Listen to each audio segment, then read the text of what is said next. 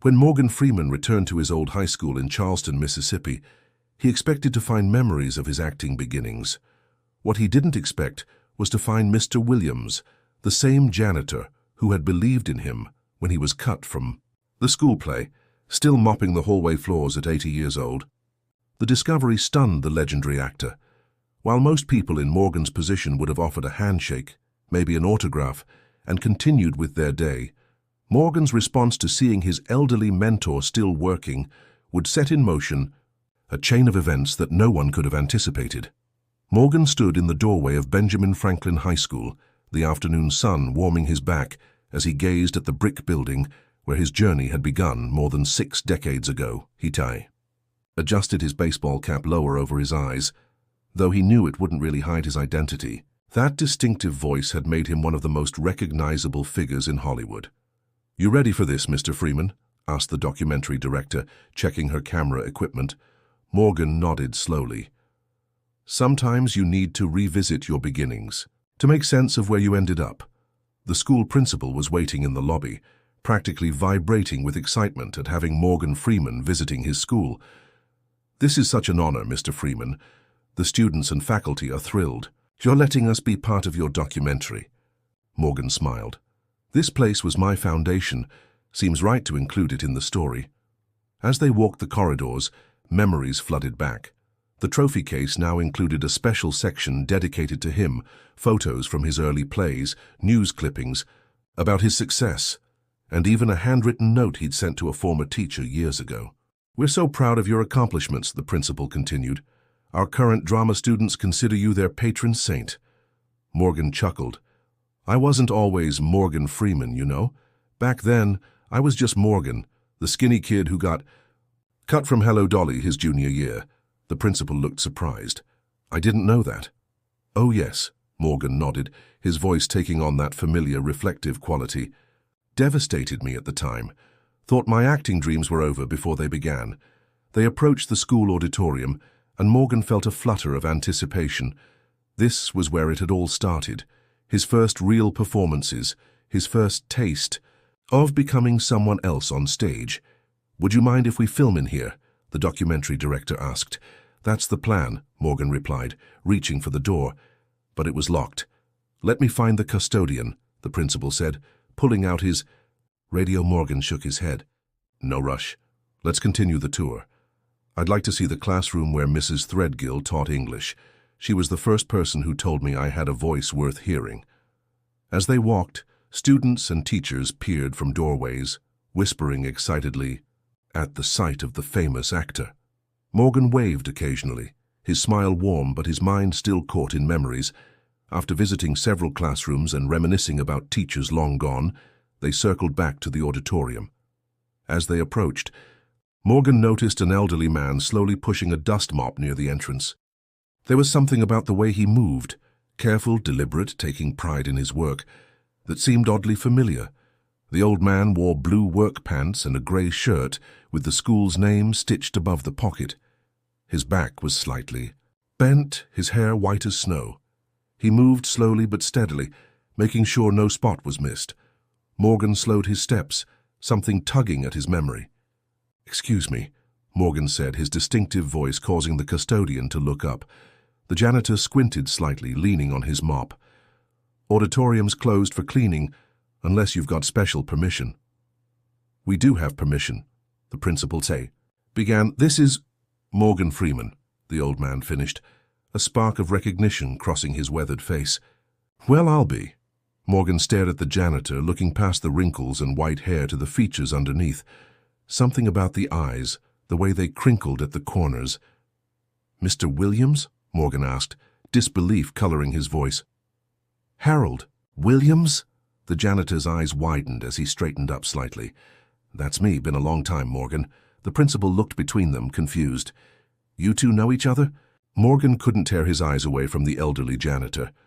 "Mr. Williams was the custodian here when I was a student." He shook his head in amazement. "That was over 60 years ago." Mr. Williams chuckled, the sound like dry leaves rustling. 63 years next month." 63 years, Morgan echoed, stunned. "And you're still working here. How old are you now, if you don't mind my asking?" Just turned 80 last month, Mr. Williams replied with a hint of pride. 80. Morgan couldn't hide his shock. And you're still working full-time? The old man shrugged, his hand still resting on the mop handle. School still needs cleaning, and I still need to work. The documentary director, sensing a powerful moment, signaled to her cameraman, who began filming discreetly. Morgan looked at this man who had been quietly working in the background all these years. A memory surfaced, clear as yesterday despite the decades that had passed. You used to unlock the auditorium for me, Morgan said slowly. After I got cut from the school play, you found me sitting here, crying like my world had ended. Mr. Williams' face brightened. I remember that. You were determined to prove Mrs. Caldwell wrong for not casting you. Morgan nodded, the memory washing over him. You said something to me that day, do you remember? The old janitor thought for a moment, then smiled. I believe I told you that sometimes the best actors are the ones who have to fight for their chance. That rejection can be the fire that forges greatness. Those words changed everything for me, Morgan said quietly. You unlocked that auditorium every afternoon for weeks so I could practice. You even stayed late, missing your bus. Had to make sure the school was properly locked up, Mr. Williams said with a wink. Just doing my job. No. Morgan shook his head firmly. You went above and beyond. You believed in me when no one else did. He paused, studying the old man. And now here you are, still working at 80.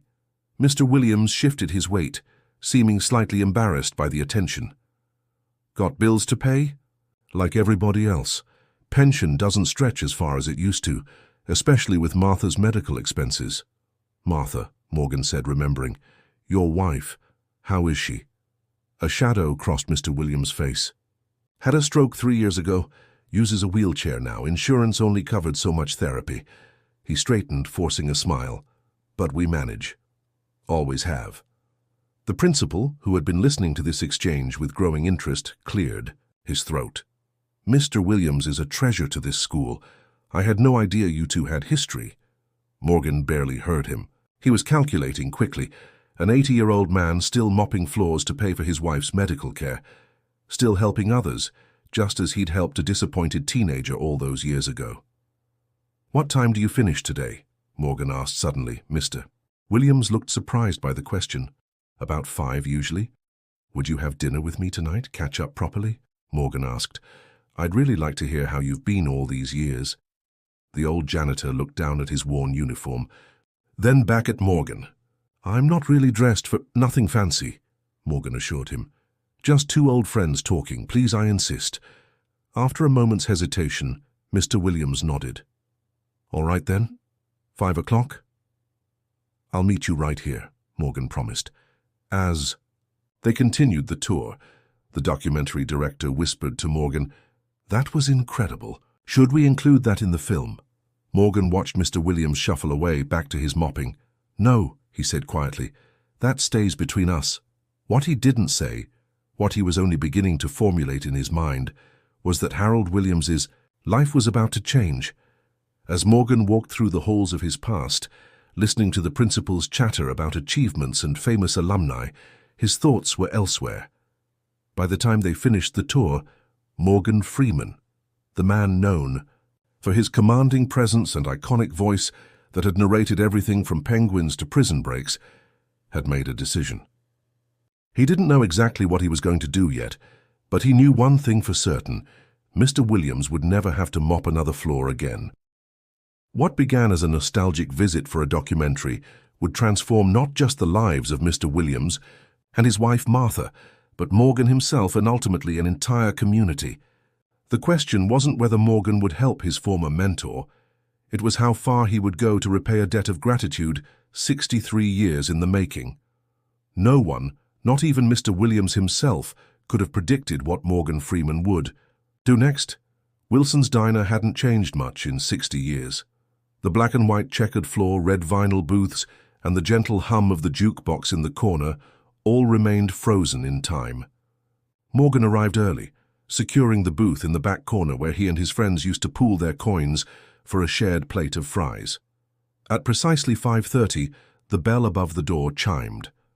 Mr. Williams entered, having changed from his work uniform into a clean button-up shirt and khaki pants that hung slightly loose on his thin frame. Morgan stood, waving him over. "You found it," Morgan said, extending his hand. Mr. Williams smiled. "Some landmarks stay put, even when everything else changes." He settled into the booth with a small grunt, his joints protesting the movement. "Never thought I'd be sitting across from a Hollywood legend in Betty's old booth." A middle-aged waitress approached, her eyes widening as she recognized Morgan. "Oh my goodness, are you—" "Just two old friends catching up," Morgan interrupted gently. "Could we get some menus, please?" As the flustered waitress hurried away, Mr. Williams chuckled. "Guess you deal with that everywhere you go." "You get used to it," Morgan replied. "But tonight isn't about me. I want to hear about you, Harold. 63 years at Franklin High, that's quite a commitment." The waitress returned with menus and water, then hovered uncertainly until Morgan politely indicated they needed a moment. As she reluctantly walked away, Mr. Williams leaned forward. "Martha always says I'm too stubborn to retire," he said, "but the truth is, we need the income. School pension barely covers our mortgage, and after Martha's stroke—" He trailed off. Taking a sip of water, Morgan nodded, choosing his next words carefully. "Tell me about Martha. How long have you been married?" Mr. Williams's face brightened. 57 years next month. Met her at church when I was 22 and she was teaching kindergarten. Prettiest woman I'd ever seen." His expression softened with memory. "Still is." They ordered cheeseburgers and chocolate milkshakes just like in the old days, and as they waited, Morgan steered the conversation toward the past. "That day in the auditorium," Morgan began, "when you found me crying after being cut from the play, why did you help me? You could have just told me to go home." Mr. Williams considered the question, his weathered hands folded on the table. "You reminded me of myself at that age, full of dreams but facing a world that wasn't always kind to boys who looked like us." He paused. "Besides, I could see something special in you. A fire. Seemed a shame to let it go out over one setback." Morgan's throat tightened unexpectedly. "I've never told anyone this, but I was ready to quit that day. Had cleaned out my drama club locker and everything." "I know," Mr. Williams said quietly. "Saw the box of your things under the auditorium seat." Their food arrived, and for a moment they ate in comfortable silence. Morgan noticed how carefully Mr. Williams held his burger, his fingers slightly gnarled with arthritis. "Do you remember what you said to Mrs. Caldwell the next day?" Morgan asked. "When she caught us in the auditorium?" Mr. Williams laughed. "Lord, yes. That woman was fit to be tied, finding her locked auditorium being used by the cut kid and the janitor." "You told her," Morgan continued, leaning forward, "that someday she'd regret not giving me that chance, that one day my name would be in lights." "Did I say that?"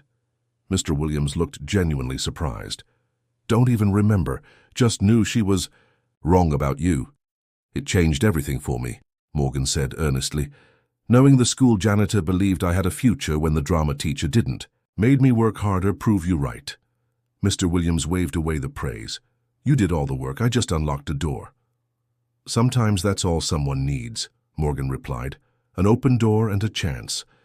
As they talked, Mr. Williams shared stories about his decades at the school, the changing principals, the evolution from typewriters to computers, the generations of students he'd quietly observed.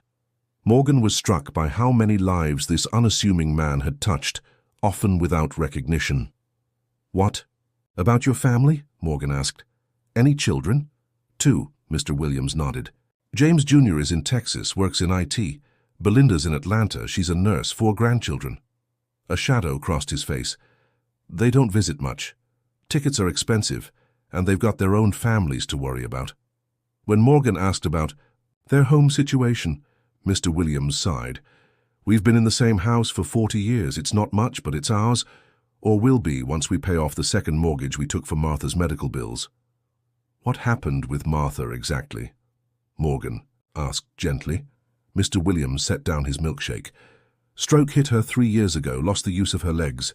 Our house has stairs everywhere. Had to convert the dining room into a bedroom because she can't get upstairs anymore." He shook his head. "Insurance covered the basics, but not the wheelchair or the special bed or the modifications the house needs. Morgan nodded, each detail cementing his resolve.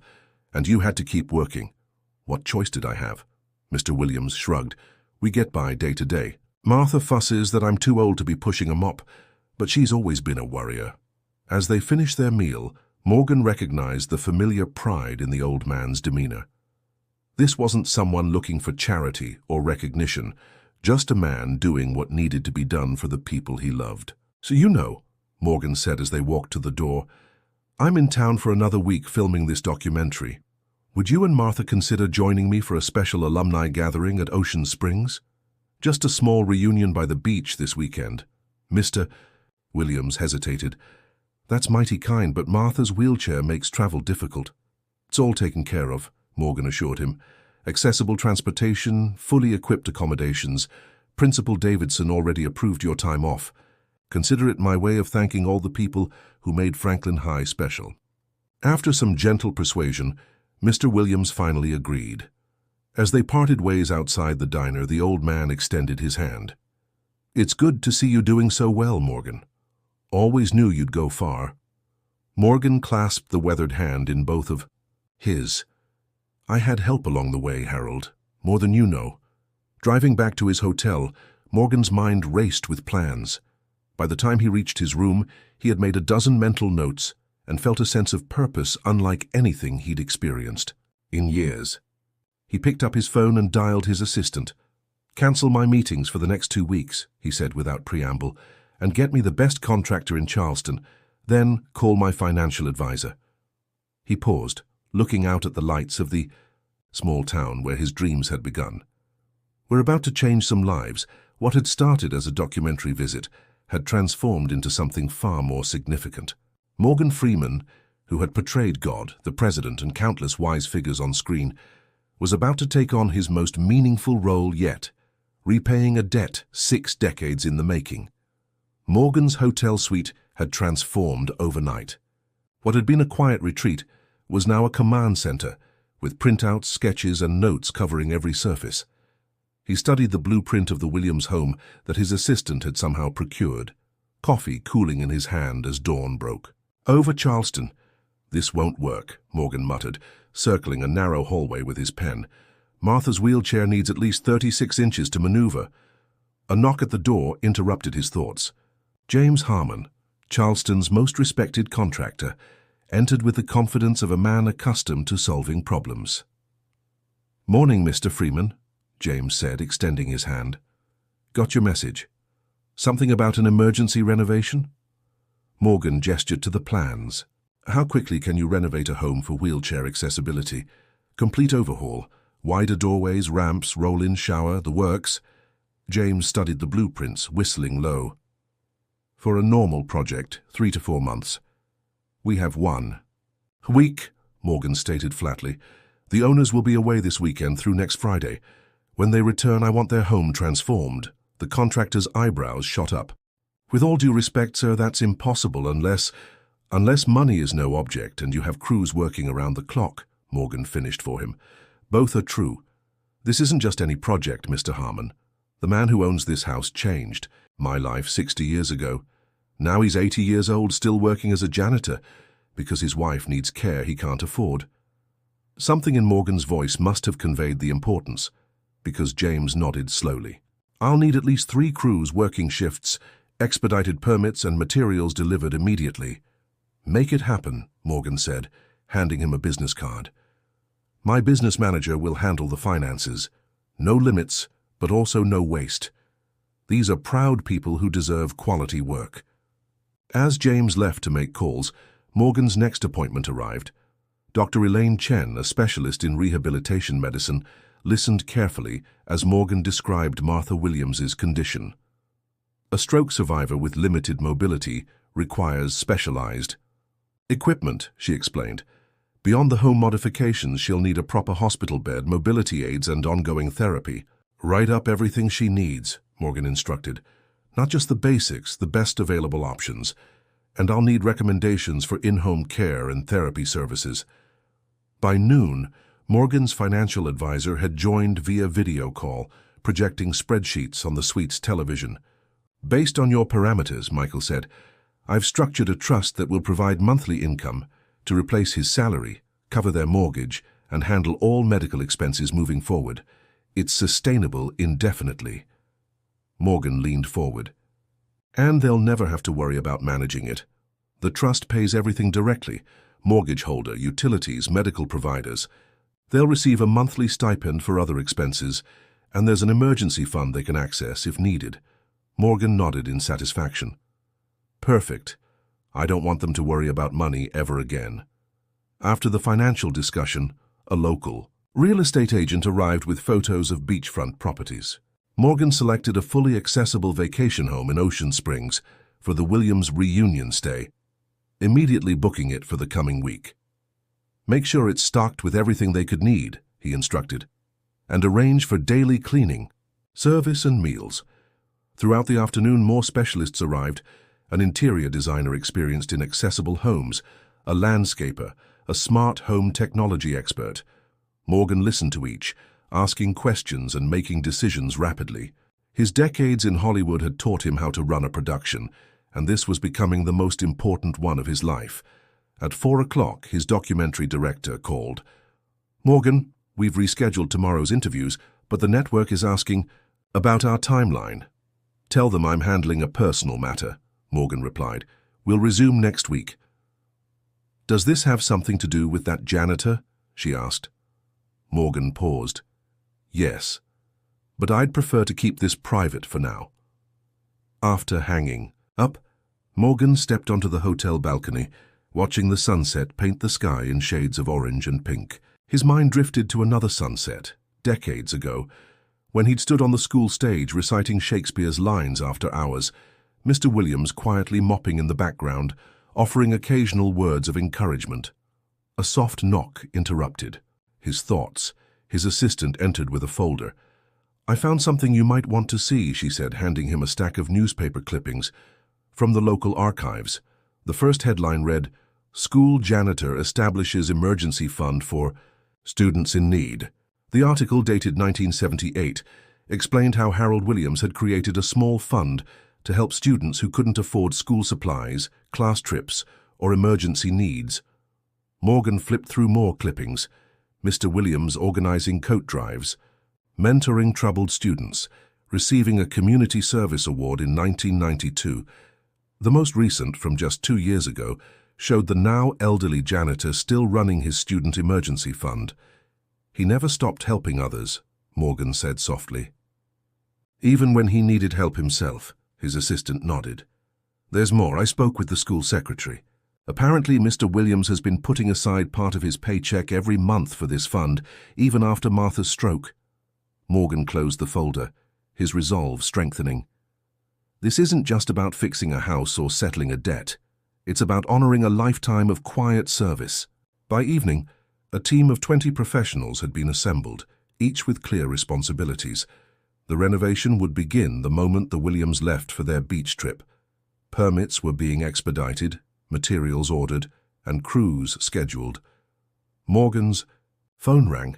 It was James, the contractor. I've spoken with the building department, he reported. They've agreed to expedite everything, and my best crew is clearing their schedule. But I should warn you, once word gets out about what you're doing, people will want to be involved. This community respects Mr. Williams. Let them help, Morgan decided. This should be a community effort. But no media, no publicity. Mr. Williams wouldn't want that. As night fell, Morgan reviewed the day's progress. In 12 hours, he had set in motion a plan that would transform not just a house, but lives. Tomorrow, he would pick up the Williams for their reunion trip, and the real work would begin. He looked again at the newspaper clippings. Years of quiet generosity from a man who never sought recognition. Morgan Freeman had played heroes, on screen for decades, but Harold Williams had lived as one, without cameras or applause. The actor who had given voice to God, presidents, and penguins now faced perhaps his most meaningful role, ensuring that an unsung hero finally received the recognition and security he deserved. And this was just the beginning. As Morgan looked at his notes for the foundation he was planning, one that would identify and support school support staff nationwide, he realized that Mr. Williams's legacy would extend far beyond Charleston, Mississippi. Sometimes, Morgan thought as he turned out the lights, the most important stories are the ones that almost go untold. The Williams' modest home buzzed with activity as the first renovation crew arrived at dawn. The couple had departed for Ocean Springs just an hour earlier, Harold still believing they were attending a special reunion weekend organized by the school. Morgan watched from his car as trucks unloaded equipment and workers began setting up. For the massive transformation ahead, James, the contractor, approached with clipboard in hand. "We'll start with demolition today, widening doorways, removing the bathtub to make way for the roll-in shower, tearing out the kitchen cabinets to lower them for wheelchair access." Morgan nodded. "And the roof?" "Second crew arrives at noon. We'll have the old shingles off by evening." As Morgan surveyed the scene, a silver sedan pulled up. A woman in her 60s stepped out, observing the activity with curiosity. "Can I help you?" Morgan asked, approaching her. Recognition flickered in her eyes, but she maintained her composure. "I'm Diane Jeffries. I live across the street. Is something happening to the Williams house?" "We're doing some renovations while they're away," Morgan explained carefully, making it more accessible for Martha's wheelchair. Diane's face softened. "Thank goodness, I've been worried about them. Harold's too proud to ask for help, but that house hasn't been right for Martha since her stroke." She hesitated. "I try to check on them, bring casseroles sometimes, but there's only so much neighbors can do." "You know them well?" Morgan asked. 40 years as neighbors," she nodded. "Harold Williams is the finest man in this community, though he'd never admit it." She studied Morgan for a moment. "You're doing this, aren't you?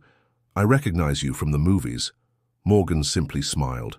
"Would you have time to tell me more about Mr. Williams? I'm collecting stories from people who know him." An hour later, Morgan sat in Diane's living room with a notepad, listening as she shared decades of memories. "When my husband died suddenly, in '96, Harold showed up every morning for months to help my son get ready for school," she recalled. "Boy needed a man's guidance, and Harold just stepped in without being asked, taught him to tie a tie, helped with science projects." Her eyes misted. "That boy's a doctor now in Chicago, still calls Harold every Christmas." Morgan wrote it down, adding it to his growing collection of stories. After leaving Diane's, Morgan headed to Franklin High School. In the teacher's lounge, he found a group eager to share their experiences. "My first year teaching, I was drowning," admitted Robert Kelly, now the math department head. "Harold found me crying in my classroom one evening. Instead of just cleaning and moving on, he sat down and listened. Then he started stopping by after school, helping me get organized, giving me insights about reaching the struggling kids." "That sounds familiar," Morgan smiled. A young English teacher raised her hand. "I don't know if this matters, but Mr. Williams pays for the emergency student lunch fund out of his own pocket. When kids forget lunch money or their accounts run dry, they're supposed to get a basic sandwich instead of the regular meal. Harold makes sure the cafeteria gives them the regular meal and covers the difference himself." "How long has he been doing that?" Morgan asked. "According to the cafeteria manager, at least 20 years. Morgan's next stop was the local barber shop, where the owner Elijah had been cutting Harold's hair for decades. "Let me tell you something about Harold Williams," Elijah said, leaning on his broom. "Man used to drive around winter mornings looking for kids walking to school without proper coats. He'd show up the next day with a winter coat someone donated that just happened to be the right size." He chuckled. "Kids never knew those coats came from Harold's own shopping, not donations." "How many lives has this man touched?" Morgan wondered. "Aloud. More than he knows," Elijah answered. Throughout the day, Morgan collected story after story. Harold driving a student to college move-in day when their family's car broke down. Harold quietly handling funeral arrangements for a school cafeteria worker who died without family. Harold organizing Saturday maintenance sessions where at-risk students could earn money, helping with school upkeep, simultaneously teaching them useful skills. By late afternoon, Morgan returned to the Williams house to check on the renovation progress. The property was now swarming with workers, more than he'd expected. "Where did all these people come from?" he asked James. "Word's getting around," the contractor explained. "These folks volunteered their time after their regular shifts. The guy installing the ramp. His daughter was one of those kids Harold bought a coat for 15 years ago, the electrician rewiring for the medical equipment. Harold helped his son stay in school when he was ready to drop out. Morgan watched as community members worked alongside professional contractors, each person seemingly driven by a personal connection to Harold Williams. A pickup truck arrived, the bed filled with lumber. The driver approached Morgan.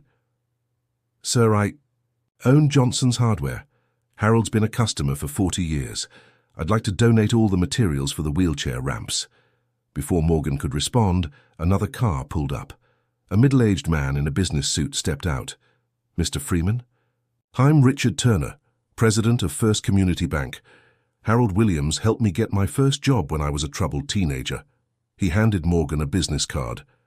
"Our bank would like to contribute to whatever you're doing here." As the afternoon progressed, more people arrived. Former students, parents, colleagues, each bearing stories of Harold's quiet impact on their lives. Some brought food for the workers, others offered services or materials.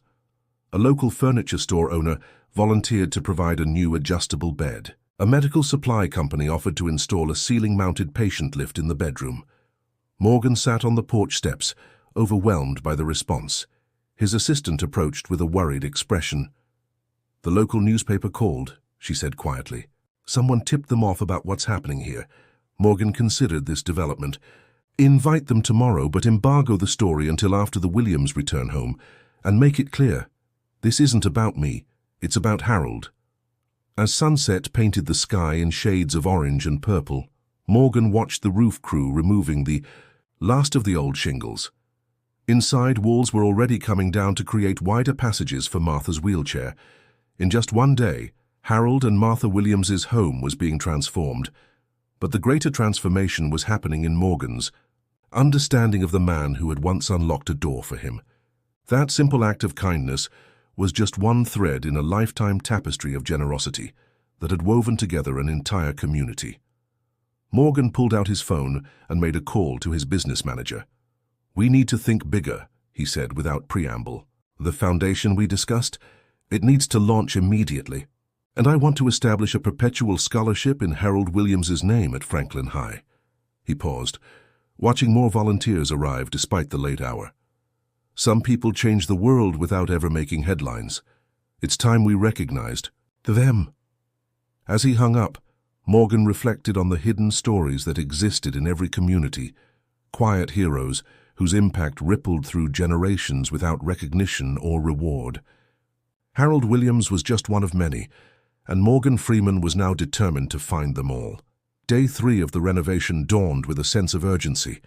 The Williams home had been stripped to its bones, walls opened, floors removed, roof exposed to the morning sky. What had been a modest house was now a skeleton waiting to be rebuilt. Morgan arrived early, coffee in hand, to find triple the workers he'd expected already busy at their tasks. 3 different crews worked in synchronized chaos, roofers hammering, new shingles into place, carpenters framing widened doorways, plumbers reconfiguring the bathroom for wheelchair accessibility. "We're ahead of schedule," James reported, his eyes red-rimmed from lack of sleep. "The community response has been... I've never seen anything like it." Morgan surveyed the property. The narrow front steps had been demolished, making way for a gently sloping ramp. In the backyard, volunteers were constructing raised garden beds that Martha could tend from her wheelchair. "Any problems?" Morgan asked. James hesitated. "We found some issues with the foundation on the east side, and the electrical system is older than expected, not up to code for the medical equipment." "Fix it all," Morgan said without hesitation. "Whatever it takes." By mid-morning, the renovation had taken on the atmosphere of a community event. A local restaurant had set up a canopy in the yard, providing free meals to workers. High school students arrived after classes to help with painting. The mayor herself stopped by, rolling up her sleeves to assist with landscaping.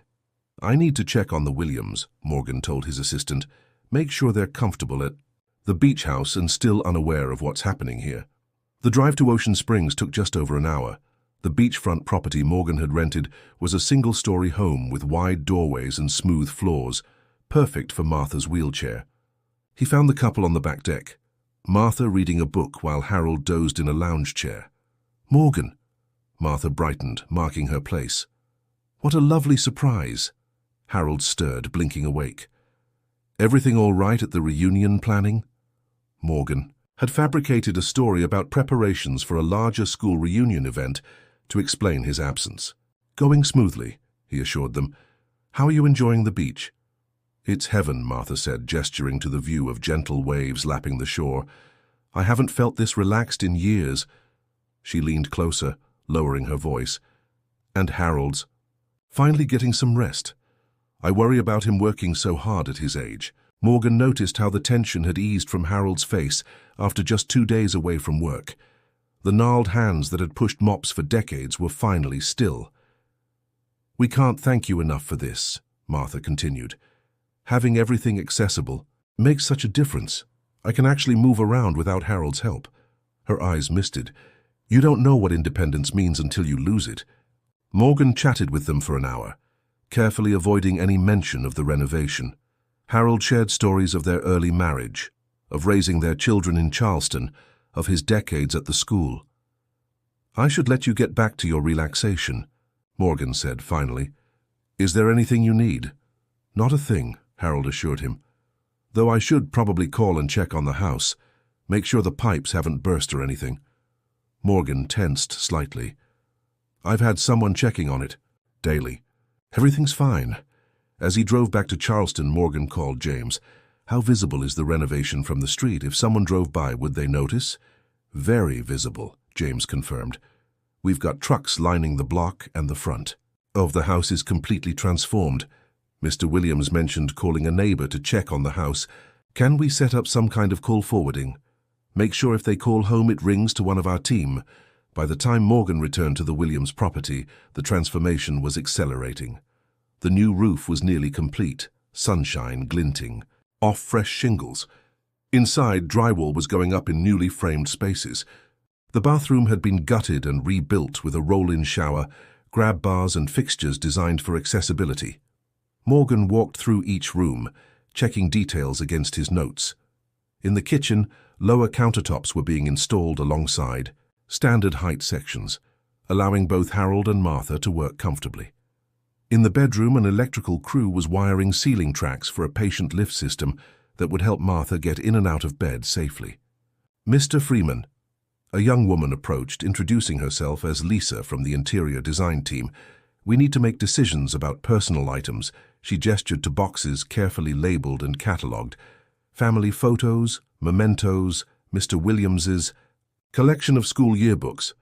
Together they decided where each cherished item would be placed in the renovated home. Morgan paid special attention to Martha's collection of porcelain birds, directing that custom shelving be built at wheelchair height to display them. Outside, the landscaping crew had finished the accessible pathways that would allow Martha to navigate the yard independently. The raised garden beds were being filled with rich soil, ready for the flowers Martha had mentioned loving during their beach conversation. As evening approached, Morgan gathered the crew leaders for an update. 5 days remained before the Williams would return home. Structural work is 70% complete, James reported. Roof, framing, plumbing all on schedule. Electrical upgrade will be finished tomorrow.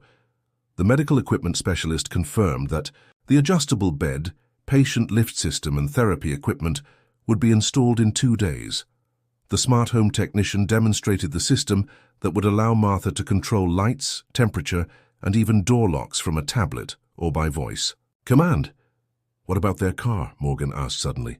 Harold mentioned Martha's struggles getting in and out. This hadn't been in the original plan, but within an hour arrangements were made to replace their aging sedan with an accessible van with a wheelchair ramp. As the day's work wound down, Morgan noticed a woman standing quietly at the edge of the property. Her resemblance to Harold was unmistakable. Are you Belinda? He asked, approaching her. Harold's daughter. She nodded, eyes wide as she surveyed the renovation. Someone from Dad's church called me about what was happening here. Her voice cracked slightly. I live in Atlanta. I should have been doing more to help them. Your father is very proud. Of you? Morgan said gently.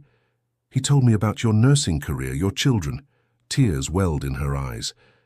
He would never ask for help. Too stubborn, too proud. She looked around at the dozens of people still working as darkness fell.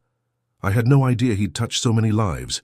Morgan handed her his phone, showing photos of the beach house where her parents were staying. "They're doing well. Would you like to surprise them tomorrow?" Belinda wiped away tears.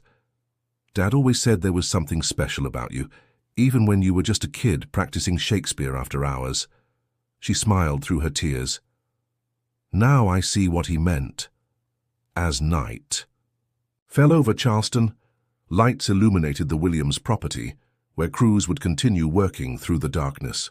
What had begun as a renovation had become a resurrection, not just of a house, but of hope, dignity, and community connection. Morgan stood in what would soon be Harold and Martha's new bedroom, where hospital-grade equipment would be disguised by warm, dignified design. In repairing this house, he realized they were all rebuilding something more fundamental, the recognition that every life of service, however humble, creates ripples that transform communities, and the transformation was only beginning. Friday morning arrived with perfect weather, clear blue skies and a gentle breeze. It seemed even nature was cooperating with Morgan's plan. The Williams home stood transformed, unrecognizable from the modest structure that had stood there just 7 days earlier. The renovation had been completed in record time, crews working around the clock to ensure every detail was perfect. The tired but triumphant team of workers gathered on the front lawn, many having sacrificed sleep to be present for this moment. Morgan surveyed their work with quiet satisfaction. The exterior had been completely refreshed with new siding in a warm blue color Martha had once mentioned loving. The cracked concrete walkway had been replaced with a smooth, wide path leading to a gently sloping ramp. Freshly planted flowers lined the approach, their colors bright against the new landscaping. "Everything ready inside?" Morgan asked James. The contractor nodded, dark circles under his eyes betraying his exhaustion. "Final inspections passed this morning. It's all done and up to code." Morgan checked his watch. "They'll be here in 30 minutes. Places everyone." Word had spread throughout Charleston. Despite Morgan's attempt to keep the revelation intimate, the community had other ideas.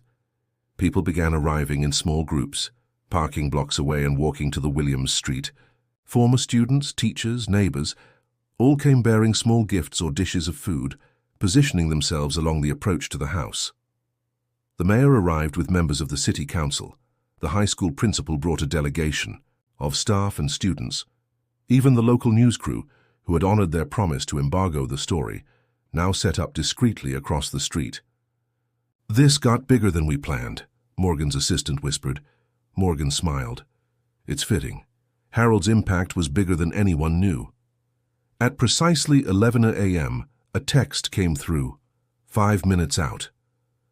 Morgan gathered everyone's attention, asking them to create a path from the street to the house. The crowd formed 2 lines, their excited whispers filling the morning air. "Remember," Morgan cautioned, "this will be overwhelming for them. Let's give them space to process everything." When the accessible van appeared at the end of the block, a hush fell over the gathered crowd. Morgan stepped forward, positioning himself at the front of the driveway. The van slowed as it approached, Harold in the passenger seat peering curiously at the gathering. Belinda was driving, having spent the last 2 days with her parents at the beach house, part of Morgan's plan to bring the family together. The van stopped. Harold stepped out first, confusion evident on his face as he surveyed the crowd, and then the house behind Morgan. His mouth opened slightly, no words coming out. Belinda helped Martha from the back, settling her into her wheelchair. Martha's hand flew to her mouth when she saw the transformed property. "What is this?" Harold finally managed, his voice barely audible. "Morgan, what's happening?" Morgan stepped forward, taking Harold's arm gently. "Welcome home, Harold. We've made a few changes while you were away." "Changes?" Harold whispered, gazing at what was barely recognizable as his house. "I don't understand." Morgan guided the stunned couple toward their home, the crowd remaining respectfully quiet, despite the emotion evident on many faces. Martha's wheelchair glided smoothly up the new ramp, her eyes wide with disbelief. "The mortgage has been paid in full," Morgan said quietly as they reached the front door. "This home is yours, free and clear. Martha gasped, tears already streaming down her face. Harold seemed unable to speak, his weathered hand trembling as Morgan pressed the new house keys into his palm. "Shall we go inside?" Morgan suggested gently. The interior revealed an even more dramatic transformation. Walls had been removed to create open, accessible spaces. The narrow hallways that had trapped Martha's wheelchair were gone, replaced by smooth transitions between rooms. The kitchen featured countertops at 2 heights, standard for Harold and lower sections for Martha to use from her wheelchair. "I can reach everything," Martha whispered, rolling to the refrigerator and opening. "Pay it with ease. I can actually use my own kitchen again." Harold moved through the space in stunned silence, touching new fixtures with reverent fingers, his eyes mapping the familiar bones of his home beneath its transformation. In the living room, Martha discovered the control tablet for the smart home system. With a single touch, she adjusted the lights, temperature, and even unlocked the back door, tasks that had been impossible for her since the stroke. How did you... Harold struggled to find words. Morgan led them to the bedroom, now equipped with an adjustable hospital-grade bed disguised within beautiful furniture. A ceiling-mounted lift system would allow Martha to move from bed to bathroom with dignity. The bathroom itself had been completely rebuilt with a roll-in shower, accessible sink, and safety features throughout. "No more sleeping on the floor," Morgan said softly to Harold. "No more struggling to help Martha in and out of bed. The equipment does the work now." Harold's composure finally broke. This proud man who had helped countless others, who had worked tirelessly without complaint even at 80 years old, sank into a chair and covered his face with his hands, shoulders shaking with silent sobs. Martha wheeled to his side, taking his hand. "It's okay, love, it's okay." Outside, the crowd waited patiently. When Morgan had planned this moment, he'd imagined a quick tour before bringing the Williams out to thank everyone. But watching Harold process decades of burden being lifted in an instant, Morgan realized they needed time. He stepped outside alone, addressing the gathered well-wishers. "Mr. and Mrs. Williams are overwhelmed by your generosity. They need a few moments, but there's more to share with all of you." While the crowd murmured in understanding, Morgan returned inside to find Harold had composed himself. "There's something else," Morgan said, "something beyond the house." He guided them to what had been their rarely used dining room, now transformed into a comfortable office space with a desk, computer, and shelves lined with binders. "What is this for?" Harold asked, confusion replacing emotion. "For the Harold Williams Foundation," Morgan explained. "We've established a trust fund that will not only support you and Martha for the rest of your lives, but will identify and assist other school support staff across the country." Martha looked up sharply. "What do you mean?" "Custodians, cafeteria, workers, bus drivers, the people who keep schools running but often go unnoticed and underappreciated. The foundation will provide assistance with housing, medical needs, and retirement planning." Harold stared at the foundation materials bearing his name. "Why me? I'm just a janitor." "You were never just a janitor," Morgan countered, his voice firm. "You changed lives, Harold. Mine is just one of hundreds." Morgan opened the front door, revealing the crowd that had gathered. "All these people are here because you impacted them, not through grand gestures or public speeches, but through daily kindness and steady presence." Harold and Martha moved to the doorway, gasping at the sea of familiar faces. As they appeared, a spontaneous cheer erupted from the crowd, many wiping away tears. The mayor stepped forward, presenting a proclamation declaring it Harold Williams Day in Charleston. Former students approached, sharing how Mr. Williams had changed their trajectories through small acts of care. As Morgan watched, from the sidelines, he saw Harold Williams's perception of his own life transform before his eyes.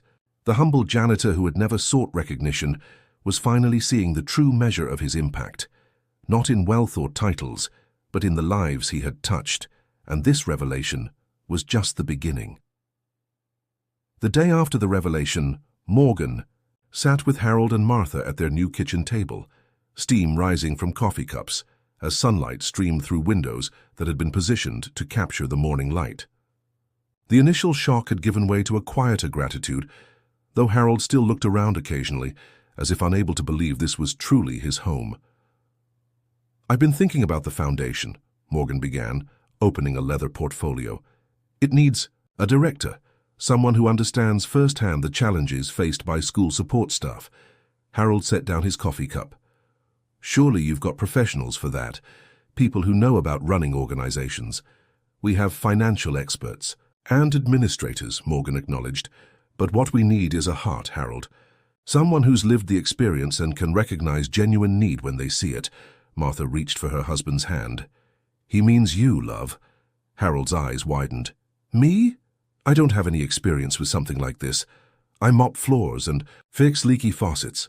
And notice which students come to school hungry," Morgan added, "and know which families are struggling to keep the lights on, and understand what it means to work for decades with little recognition or financial security." Harold fell silent, considering. Martha wheeled herself to the large window overlooking their transformed backyard, where raised garden beds waited for spring planting. "You've always said you wished you could do more," she said softly. "Remember when that sweet cafeteria lady, Mrs. Talbot, lost her husband and couldn't afford the funeral? You organized that collection, but it wasn't enough. With a foundation like this, it could be." Morgan watched understanding dawn in Harold's eyes. This wasn't charity. It was opportunity. A chance to expand the quiet mission he'd been on for decades. "What would I need to do?" Harold asked cautiously. Morgan outlined the role, reviewing applications, conducting interviews with potential recipients, serving as the Foundation's public face at occasional events. Most importantly, bringing your wisdom to our decisions about who we help and how. "But I'm 80 years old," Harold protested. "Hardly the right age to start a new career." "Actually," Morgan smiled, "it's the perfect age. You have a lifetime of experience that can't be taught in any business school." Morgan slid a folder across the table. Inside were profiles of school support staff from across the country who were already being considered for the Foundation's first round of assistance. "A school bus driver in Detroit who needs a hip replacement but can't afford the time off work," Morgan explained as Harold reviewed the documents. "A cafeteria manager in Phoenix, struggling to pay rent after her husband's medical bills depleted their savings. A maintenance worker in Seattle sleeping in his car after a divorce left him unable to afford housing near the school." Harold's hands trembled slightly as he read the stories, each one echoing challenges he had faced or witnessed throughout his career. "These people," he whispered. "Are you," Morgan finished. "In different circumstances, different places, but facing the same struggles you've known. Who better to guide this foundation than someone who truly understands?" Martha wheeled back to the table. "You could do this work right from home, couldn't you? With that beautiful office you've been given?" Morgan nodded. "The foundation is already fully funded for the first 5 years. We've secured commitments from educational organizations, my entertainment industry contacts, and several corporate sponsors who believe in this mission." Harold looked overwhelmed. "It's too much responsibility." "It's exactly the right amount," Morgan countered. "You won't be alone. We have a staff of professionals handling the legal and financial aspects. What we need from you is something that can't be hired. Genuine empathy and wisdom born from experience." Martha squeezed her husband's hand. "James, you've spent your life helping others in small ways. This is a chance to do it on a scale you never imagined possible." Harold stood, slowly, walking to the window. Outside, spring was beginning to transform the landscape, new growth pushing through the soil. He stood in silence for nearly a minute, his reflection contemplative in the glass. "All those years," he finally said, "mopping the same floors, fixing the same leaks, watching generations of children grow up and move on. I never thought what I did mattered much." "But it did," Morgan said, joining him at the window. "Every student who had a clean, safe space to learn, every teacher who could focus on teaching because you handled everything else, every parent who knew their child was in good hands. You were the foundation that helped hold that school together for 63 years. Harold turned, his eyes moist but clear. "If you truly think I can help—" "I know you can," Morgan assured him. "Then yes," Harold nodded. "I'll do it, for as long as I'm able." Later that afternoon, Morgan hosted the Foundation's first official meeting in the Williams' new home office. The board members, Educators, business leaders, and non-profit experts gathered around Harold, who initially seemed uncomfortable at the head of the table. "We should begin by defining our criteria," suggested Dr. Eleanor Parks, former superintendent of Charleston schools. "How will we determine which applicants receive priority?" Everyone turned to Harold expectantly. He hesitated, then spoke with growing confidence. "First, we look at immediate need, housing, medical care, basic security," he began. "But we also need to consider something less tangible." "What's that, Mr. Williams?" asked a foundation lawyer. "The ripple effect," Harold said. "How many young lives does this person touch?" Sometimes the most important people in a school are the ones students see every day but administrators barely notice. The crossing guard who knows every child's name, the custodian who slips granola bars to hungry kids, the bus driver who waits that extra minute for a child running late. The board members exchanged impressed glances as Harold continued outlining his vision. Morgan smiled, watching the transformation unfold. The hesitant janitor was giving way to a passionate advocate, drawing on decades of hard-earned wisdom. By 2. Meeting's end, the Harold Williams Foundation had its mission statement, drafted largely from Harold's own words: "To recognize, support, and elevate the essential workers who form the backbone of our educational system, ensuring they receive the dignity, security, and recognition they deserve." As the board members departed, Morgan lingered behind. Harold sat at his new desk, reviewing the applications with a concentration that belied his age. "How does it feel?" Morgan asked. "Your new role?" Harold looked up, a new light in his eyes. "Like I've been preparing for it my whole life without knowing it." Outside, the setting sun cast long shadows across the transformed property. Martha tended to her raised garden beds from her wheelchair, a simple act of normalcy that would have been impossible weeks earlier. What had begun as a chance encounter in a school hallway had evolved into something neither man could have predicted. A mission that would touch countless lives across the country. The janitor and the actor, linked by a moment of kindness 63 years ago, now partners in a vision larger than either had imagined, and they were just getting started. The story broke on a Tuesday morning. The local Charleston newspaper ran the headline, "Oscar winner Morgan Freeman transforms life of 80-year-old school janitor." By noon, national outlets had picked it up. By evening, Harold and Martha Williams had become overnight celebrities. Morgan's phone rang incessantly. His publicist sounded both exasperated and excited. "Every morning show wants you and Mr. Williams," she explained. "Good Morning America Today, CBS Morning, they're all calling. This story is touching hearts across the country." Morgan sighed. "This isn't about publicity. It was supposed to be private." "It's too late for that," she replied. "The question is how we manage it to benefit the foundation without overwhelming the Williams." At the Williams home, Harold sat stunned as he watched news coverage of his own story. Martha switched channels only to find more of the same. Their house, their neighborhood, their lives now broadcast to millions. "I didn't sign up for this." "Part," Harold murmured as Morgan arrived for an emergency strategy session. "I know," Morgan acknowledged. "I wanted to protect your privacy, but the story resonated too strongly to contain. Now we need to decide how to respond." Harold's newly appointed assistant fielded dozens of calls while Morgan, Harold, and Martha discussed their options. The foundation's website had crashed from traffic, with thousands of people trying to learn more or donate. The publicity could help the foundation reach more people who need assistance, Morgan pointed out. "But only if you're comfortable with it, Harold." Martha wheeled herself closer to her husband. "James, think of all the people like us out there.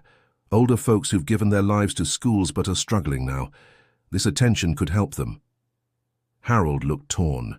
The private man who had spent decades in the background now faced the prospect of television appearances and interviews. "I'm not good at public speaking," he admitted. "What if I embarrass the foundation?" Morgan smiled gently. "Just be yourself, Harold. That's what people respond to, your authenticity. You've spent a lifetime quietly serving others. Now it's time to let that example inspire a larger audience." After careful consideration, they agreed to a limited media strategy. One print interview with a respected national newspaper, one television appearance on a morning show, and a video statement for the Foundation's website. "We control the narrative," Morgan insisted to his publicist. "No exploitative angles, no dramatic recreations. This is about dignity and recognition, not entertainment." 2 days later, Morgan and Harold sat in a New York television studio, waiting to go live on the nation's most-watched morning program. Harold fidgeted with his tie, new like the suit he wore. "Just remember," Morgan whispered as makeup artists made final touches, "speak from the heart. That's all anyone wants to hear." The host, a veteran journalist known for her empathetic interviews, welcomed them warmly. "Today we have a remarkable story of recognition and gratitude," she began. Academy Award winner Morgan Freeman discovered his former high school janitor, still working at age 80, and decided to change his life. "Please welcome Morgan Freeman and Mr. Harold Williams." The cameras turned to them. Harold looked momentarily frozen before Morgan gently placed a hand on his shoulder. "Mr. Williams," the host began, "how does it feel to have your decades of service recognized in such an extraordinary way?" Harold cleared his throat nervously. "Overwhelming, to be honest," he answered, his voice gaining strength as he continued. "For 63 years, I just did my job. Kept the school clean, fixed what was broken, looked out for the kids when I could. Never expected any recognition for it." "You did more than just your job," Morgan interjected. "You changed lives, including mine." As the interview progressed, Harold's initial nervousness gave way to the same quiet wisdom that had guided generations of students.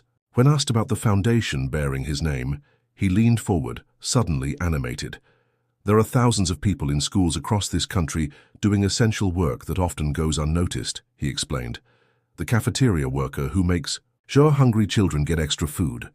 The bus driver who waits those few extra minutes for a child running late.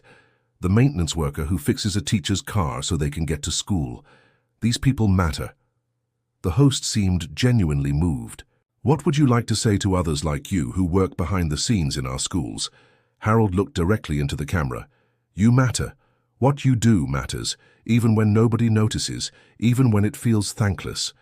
You're helping shape the future, one clean classroom, one safe bus ride, one nutritious meal at a time." By the interview's end, the studio crew was wiping away tears. The segment, originally scheduled for 5 minutes, had been extended to 15. As they left the studio, the producer approached them. "My mother was a school secretary for 30 years, she said, her voice cracking slightly. "No one ever thanked her properly. This foundation, it's going to change lives." The impact was immediate and far-reaching. By that afternoon, the Harold E. Williams Foundation had received over $2 million in donations. Corporate sponsors reached out, offering matching funds. Educational organizations pledged support. Former students of schools where Harold had worked organized fundraising drives. Back in their hotel suite, Harold watched in amazement as donation notifications continued to ping on the Foundation's emergency backup website. "I never imagined," he began, shaking his head in disbelief. "Your story resonates because it's universal," Morgan explained. "Everyone can remember someone like you from their school days, someone who worked quietly in the background but made a difference." The following day's newspaper featured Harold's story on the front page with the headline, "The Invisible Heroes of America's Schools." The article detailed Harold's 63 years of service, alongside statistics about the financial struggles faced by many school support staff nationwide. As public interest grew, so did applications to the foundation. School custodians, bus drivers, cafeteria workers, and maintenance staff from all 50 states reached out, sharing stories of dedication despite financial hardship. "We can't help them all," Harold said worriedly as he reviewed the growing stack of applications in their hotel room. "Not immediately," Morgan agreed, "but the foundation is growing faster than we anticipated. Each story shared inspires more donors." When they returned to Charleston, the Williams found a stack of mail waiting, hundreds of letters from across the country. Children had written to thank their school custodians. Adults shared memories of staff who had made differences in their lives decades earlier. School support workers expressed gratitude for finally being seen. Martha read each letter aloud to Harold in the evenings, both of them often moved to tears by the outpouring of recognition for work so often taken for granted. One letter particularly touched Harold. A school custodian in Oregon wrote, "I've been cleaning the same elementary school for 32 years.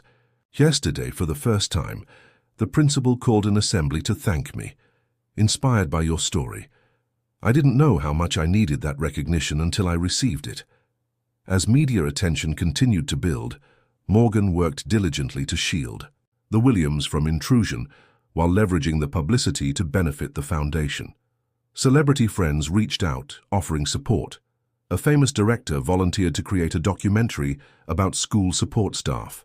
A tech billionaire pledged to match donations up to $10 million. "I'm just a janitor," Harold said one evening, looking overwhelmed by the attention. "How did this become so big?" Morgan smiled. "Because you represent something authentic in a world that craves it. You remind people that true impact doesn't always come with titles or recognition." A month after their television appearance, Harold received an unexpected invitation to address a national education conference about the role of support staff in student success. Despite his nervousness, Harold agreed. "If it helps others, like me, get the recognition and support they deserve," he told Morgan, "I'll find a way to do it." The former janitor, who had spent decades in the background, was stepping into the light, not for himself but for thousands of others whose essential work remained in the shadows. And Morgan Freeman, who had simply intended to help one man, who had once helped him, watched in admiration as Harold Williams embraced a mission neither of them could have imagined. The media spotlight would eventually move on to other stories, but the impact of what they had started was just beginning to unfold. 6 months had passed since the revelation day, when Harold and Martha Williams returned home to find their lives transformed. The early spring morning found Morgan Freeman sitting in a Detroit school cafeteria, watching Eleanor Jenkins wipe down tables with practiced efficiency. At 72, Mrs. Jenkins had been serving meals to school children for over 3 decades, her gentle smile as much a part of the students' day as the bell schedule. "We got the letter yesterday," she told Morgan, her hands never stopping their work. "The foundation is going to help with my husband's medical bills. I still can't believe it." Morgan nodded, observing how the cafeteria workers moved with the same unassuming dedication he'd seen in Harold. "Mr. Williams personally reviews every application. Your situation stood out to him." Mrs. Jenkins paused, emotion briefly overwhelming. My George worked for the railroad 40 years. When his cancer came back, the insurance wouldn't cover the experimental treatment. We were facing losing our house." She resumed wiping tables, dignity in her posture despite her circumstances. "Now he has a fighting chance." The Harold Williams Foundation had already assisted 47 school support staff members across 23 states, providing everything from medical assistance to home repairs to retirement supplements. What had begun as one man's act of gratitude had grown into a movement. After leaving Detroit, Morgan flew directly to Charleston. The Williams home had become the heart of the foundation's operations, though Harold insisted on keeping the organization lean and focused. "Harold's in his office?" Martha greeted Morgan at the door, her wheelchair gliding smoothly over the accessible flooring. "He's been there since dawn, reviewing applications." Morgan found Harold at his desk, reading glasses perched on the end of his nose as he studied a file. At 81, he seemed more energized than he'd been at 80. His posture straighter, his eyes clearer. Purpose, Morgan reflected, was its own kind of medicine. "Eleanor Jenkins sends her thanks," Morgan said by way of greeting. "Her husband starts treatment next week." Harold looked up, smiling. "Good woman, Mrs. Jenkins. Been feeding kids in that school since the 90s. Make sure the homeless ones get extra portions." He closed the file, removing his glasses. "How many more schools did you visit?" 3, Morgan replied, taking a seat. "Cleveland, Chicago, and Detroit. The impact of the foundation is remarkable. Show me," Harold said simply. Morgan opened his laptop, pulling up photographs from his visits. A school bus driver in Cleveland who could now afford the surgery that would keep him driving safely for years to come. A maintenance worker in Chicago whose new tools, provided by the foundation, had transformed his ability to keep the aging school building functioning. And Eleanor Jenkins, her dignity intact while facing what would have been financial ruin without assistance. "It's happening," just like we hoped, Morgan said. But there's something else I've been noticing on these visits. What's that? The ripple effect, Morgan explained. In every school I visited, the recognition of one support staff member has led to greater appreciation for all of them. In Cleveland, after we helped Mr. Jennings with his surgery, the PTA started a monthly Unsung Heroes breakfast for all support staff. In Chicago, students created thank you cards for everyone from the security guards to the office secretaries. Harold nodded thoughtfully. Recognition spreads once people are reminded to see those they usually overlook. Martha wheeled into the office with a tray of lemonade. Her health had improved markedly over the past months. The accessible home, proper medical equipment, and regular therapy sessions, all things they couldn't afford before, had allowed her to regain strength and independence. "You have a visitor," she announced. "Someone from Franklin High." A young woman appeared in the doorway, nervously clutching a folder. "Mr. Williams, I'm Aisha Johnson, the new school counselor.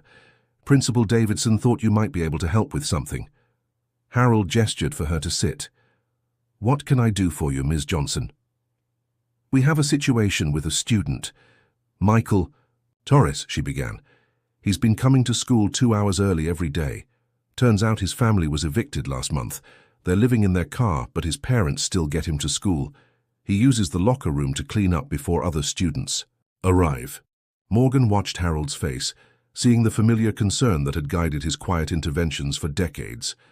"How old is Michael?" Harold asked. 16, junior year. Brilliant student, especially in mathematics." Harold was quiet for a moment, then turned to Morgan. "This isn't strictly within the Foundation's mission, but we need to help anyway," Morgan finished for him. By that afternoon, Harold had arranged temporary housing for the Torres family through a local program the Foundation had partnered with. By evening, Mr. Torres had a job interview with a Foundation-connected company. By the following week, the family was moving into an apartment with 6 months' rent paid while they stabilized their situation. "This is how it always worked with Harold," Principal Davidson told Morgan during his visit to Franklin High later that month.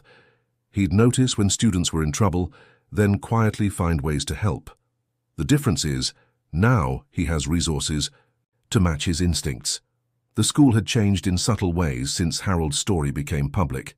The current custodian, Mr. Reyes, was now regularly included in staff meetings. The cafeteria workers received thank you cards from classrooms. Bus drivers were recognized at school assemblies. "We've always said we value every member of our school community," Davidson admitted. But Harold's story made us examine whether we truly acted on that value. In the school hallway, Morgan noticed a new display case. Inside was Harold's original janitor uniform, his work keys and photographs documenting his 6 decades of service. Beside it, a plaque read, "The Harold Williams Legacy, recognizing that every role in a child's education matters." Back in Charleston, the Foundation continued to grow. Harold's practical wisdom guided every decision, ensuring resources went where they would make the most difference. Major companies had begun to take notice, with several establishing programs to support school staff inspired by the Williams Foundation model. Martha's health continued to improve. The garden beds Harold had installed allowed her to pursue her lifelong love of gardening from her wheelchair. Their son, James Jr., had relocated from Texas to Charleston to help with the foundation, bringing his family closer to his parents for the first time in decades. "I never realized what Dad was doing all those years," James told Morgan one afternoon. "I just knew he was the janitor. Now I'm hearing stories from people whose lives he changed, and I'm seeing a different man than the one I thought I knew." On a warm evening 6 months to the day since the revelation, Morgan joined the Williams family for dinner on their accessible back patio. Harold, who had once been too exhausted from mopping floors to enjoy his own backyard, now moved with the energy of a much younger man as he grilled chicken for his grandchildren. "Did you ever imagine this?" Morgan asked, gesturing to the scene. The multi-generational family gathering, the foundation office visible through the window, the overall sense of purpose and security that had replaced struggle. Harold shook his head. "Never. Not in my wildest dreams." He looked directly at Morgan. "You gave us this." "No," Morgan corrected gently. You earned this through 63 years of service. I just helped ensure you received the recognition you deserved." As the evening light faded, Morgan observed the subtle changes in both Harold and Martha. Beyond the obvious improvements in their living situation and health, there was a fundamental shift in how they carried themselves, the dignified bearing of people who had finally been seen. The ripple effect extended far beyond the 47 school staff members directly helped by the foundation. It had transformed communities, changed institutional practices, and inspired a nationwide conversation about recognizing essential workers who often remained in the background. And it had all begun with a chance encounter in a school hallway, when Morgan Freeman discovered his high school janitor still working at 80 years old. Some ripples, Morgan reflected, never stop spreading. 1 year to the day since Morgan Freeman had first spotted Harold Williams mopping the halls of Franklin High School, they stood together outside the auditorium doors. The building was decorated with banners and ribbons for a special ceremony, and excited murmurs could be heard from the crowd gathered inside. "Nervous?" Morgan asked, noting how Harold adjusted his tie for the third time. "Terrified," Harold admitted, with a small smile. "Never been one for public speaking." "You've addressed the National Education Association and testified before Congress," Morgan reminded him. "This is just your old school." Harold shook his head. "That's why it matters more." The past year had transformed Harold Williams from a retiring school janitor to a nationally recognized advocate for school support staff. The foundation bearing his name had helped hundreds of workers across all 50 states, providing everything from medical assistance to housing support to retirement security. More importantly, it had sparked a conversation about dignity and recognition in often overlooked professions. Principal Davidson approached, beaming. "They're ready for you both." Martha wheeled up beside them, looking elegant in a blue dress that matched her eyes. The stroke that had once confined her to their home was now a challenge she managed with grace, thanks to proper equipment, therapy, and an accessible environment. "Ready, love?" she asked, taking Harold's hand. He nodded, squaring his shoulders. "Ready as I'll ever be." The auditorium doors opened. The crowd rose to their feet in applause as Morgan, Harold, and Martha made their way to the stage. The room was filled with students, teachers, staff, community members, and representatives from schools around the country, where the foundation had made an impact. On the stage stood something large, covered by a cloth. Principal Davidson stepped to the podium once everyone was seated. 1 year ago, Morgan Freeman visited our school for what he thought would be a quick documentary interview. Instead, he found something unexpected. His former janitor, Harold Williams, still mopping these floors at 80 years old. He paused, smiling at Harold.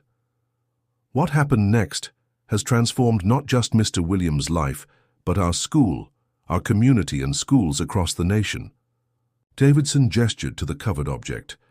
Today, we gather to honor a legacy of service that spans more than 6 decades. It is my privilege to unveil the official renaming of Franklin High School's auditorium. With a flourish, he pulled away the cloth to reveal a new plaque, the Harold Williams Auditorium, where every voice matters.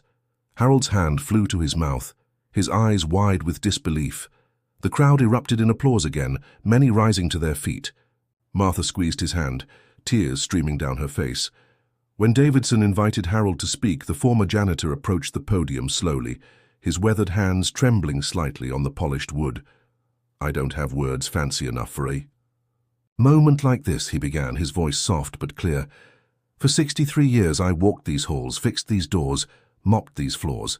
Never once did I imagine my name would be on any part of this building." He paused, looking out at the audience. "A janitor is supposed to be invisible. We come early, stay late, work in the background. Most days, that was fine with me. I wasn't here for recognition. I was here because every child deserves a clean, safe place to learn." Harold gestured to Morgan. "But sometimes, someone sees you, really sees you, and that can change everything." As Harold continued his speech, Morgan's mind drifted to the remarkable year that had passed. The foundation had grown beyond anyone's expectations. Harold's testimony before Congress had led to new legislation supporting retirement security for school support staff. Martha's health had improved dramatically with proper care. Their children and grandchildren were regular visitors now, no longer separated by financial constraints. But perhaps most moving were the stories that continued to emerge from schools across the country. Janitors finally receiving health benefits, cafeteria workers getting long overdue raises, bus drivers were recognized with appreciation ceremonies. Harold was concluding his speech. This auditorium isn't really about me. It's about all the people who work behind the scenes in schools everywhere. The ones who serve food, drive buses, mend broken windows, and keep children safe. They deserve to be seen too. As Harold returned to his seat, Principal Davidson announced the second purpose of the day's gathering, the launching of the Harold Williams Scholarship, awarded annually to a student who demonstrated exceptional kindness and service to others. And our first recipient, Davidson announced, is Michael Torres. The young man Harold had helped 6 months earlier, whose family had been living in their car, now stepped forward in a new suit, his future secured through education. Michael hugged Harold before accepting the scholarship certificate, whispering something that made the old man's eyes fill with tears. After the ceremony, as attendees enjoyed refreshments in the school cafeteria, Morgan found himself standing with Harold in the quiet corridor outside the newly named auditorium. "How does it feel?" Morgan asked. "Coming full circle like this?" Harold ran his hand along the wall, the same wall he had painted and repainted countless times over 6 decades. "Strange, wonderful, overwhelming." He turned to Morgan. "But you know what means more than my name on that auditorium?" "What's that?" "The janitor's closet," Harold said, pointing down the hall. "They've put a proper break room in there now with a table and chairs. Mr. Reyes doesn't have to eat his lunch sitting on an overturned bucket like I did for 60 years. Morgan smiled. That was Harold, still seeing the practical needs of others, even in his moment of recognition. They walked slowly toward the cafeteria, passing trophy cases and classroom doors. Outside one room, they paused at the sound of a young voice struggling through a Shakespeare monologue. "Poor delivery," Harold commented. "Needs more confidence." Morgan raised an eyebrow. "You're a drama critic now?" Harold shrugged. "Spent decades listening to drama students practice. You pick things up." He glanced at the closed door. "That one needs encouragement, not criticism. Got a good voice, just scared to use it." "Maybe someone should tell him that," Morgan suggested. Harold considered this, then knocked gently on the door. A teenage boy looked up, startled to see the man whose name had just been placed on the auditorium. "Don't hold back, son," Harold said simply. "The world needs to hear what you have to say." As they continued walking, Morgan realized the perfect symmetry of the moment. Harold Williams, once the invisible janitor, now encouraging a student to make himself heard. The man who had unlocked the auditorium doors for a young Morgan Freeman was still opening doors for others, though in ways neither could have imagined. In the cafeteria, they found Martha surrounded by former students, sharing memories of how Harold had touched their lives, the broken bike he'd fixed, the lunch money he'd provided, the quiet encouragement he'd offered. Later, as the three of them stood on the steps of Franklin High School in the golden afternoon light, Harold looked back at the building that had been his workplace for most of his life. "Thank you," he said to Morgan. "Not just for what you did for Martha and me, but for helping me see that my life mattered." "I didn't make your life matter, Harold," Morgan replied. "I just helped others see what was always there."